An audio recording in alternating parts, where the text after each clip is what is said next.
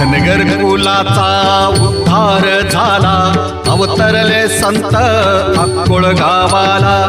बालपणी त्यांनी चमत्कार केला, बस्तीचे दर्शन भोजन थाळीला. जय देव जय देव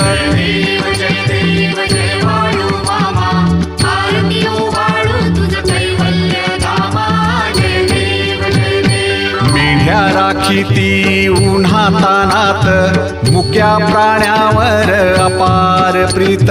नीतीने वागावे कमी नाही होत, उन्मत्ताला मामा शासन करीत. जय देव जय देव